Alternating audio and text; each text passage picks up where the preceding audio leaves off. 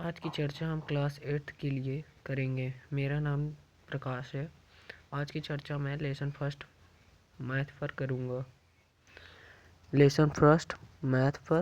करूँगा। जैसे कि लेसन फर्स्ट हमारा क्या है, रेशनल नंबर।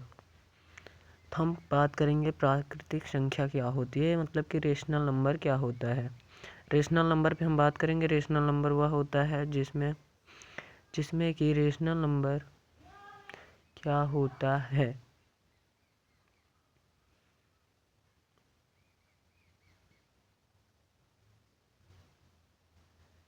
Rational number